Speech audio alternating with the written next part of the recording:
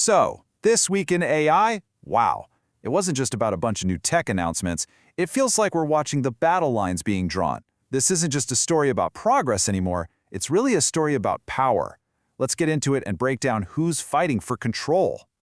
Okay, so first thing you need to know, the most powerful models, They're being locked away. Seriously, they're not just being treated like tools for everyone anymore. They're being guarded like strategic assets. and get this, at the very same time, you've got these massive new alliances popping up. And their goal? To control the very foundation of AI. We're talking about the compute, the raw horsepower that makes all of this stuff actually work. And while all that's going on, a completely new model just came out of nowhere and shot to the absolute top of the leaderboard for coding.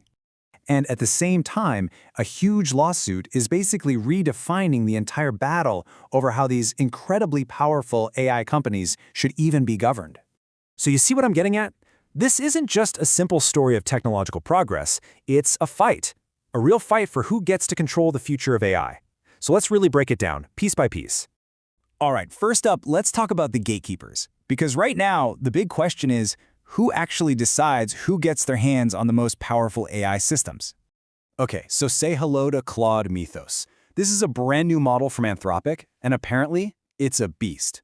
Early reports are saying it's already outperforming their current top-of-the-line model, Claude Opus. But here's the catch, and it's a big one. You and I, we can't use it. And there's a pretty serious reason it's being kept under lock and key. Anthropic is holding it back because they're worried about its potential to be used for really advanced cyber attacks. So unlike the models we're used to that are out there for general use, Mythos is only being given to a handful of trusted partners, the ones who are working on critical infrastructure security. And this phrase here says it all. We're seeing a fundamental shift. The most powerful AIs aren't just public tools being released into the wild for everyone to play with anymore. No, they are quickly becoming highly strategic, controlled assets. You know, this idea of controlled assets isn't just about the software, the models themselves. It's also happening with the actual physical hardware they run on. So let's dive into the race for infrastructure.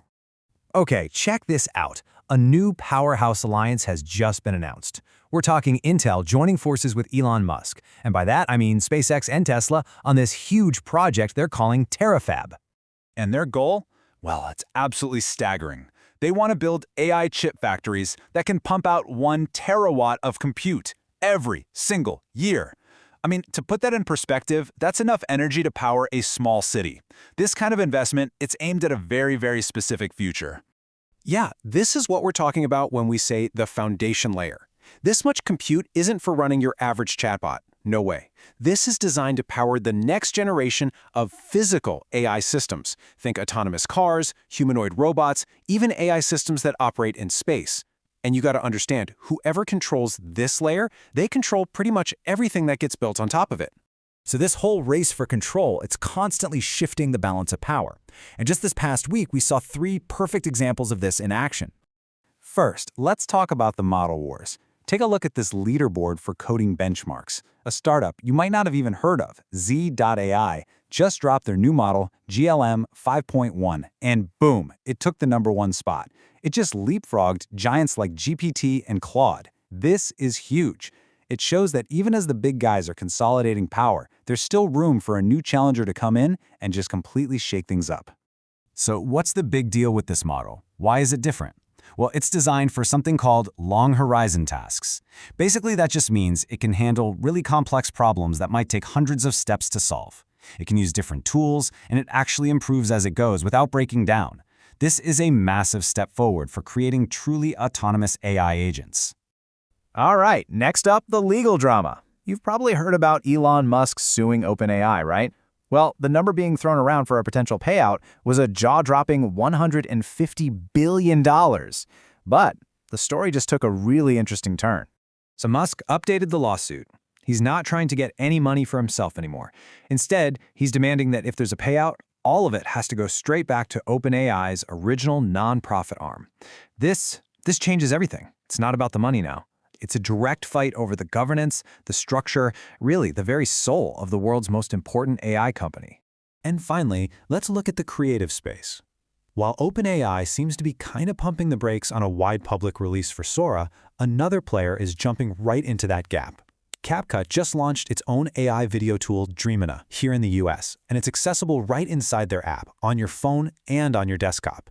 This could be a huge deal for democratizing high-end AI video and could totally shift the balance of power in the creator economy. Okay, so let's tie this all together. Let's connect the dots. Because when you step back and look at all these stories at once, you start to see the clear outlines of a new, strategic endgame for AI. So what does this all mean? It means we're in a new era with a whole new set of rules. Rule 1, the best models are being restricted. Rule 2, compute power is being consolidated by these new alliances. Rule 3, the top spot for performance is always up for grabs. Rule 4, the very governance of these companies is being fought over in court. And Rule 5, even as things consolidate at the top, the tools for creation are spreading to everyone. The takeaway here is that AI isn't just evolving anymore. It's become a full-blown strategic battleground. And that leaves us with one big, important question. A question that really affects every single one of us. In this new era of strategic control, where the most powerful tools are being held by just a few, who's looking out for everybody else? Who is making sure that AI works for everyone?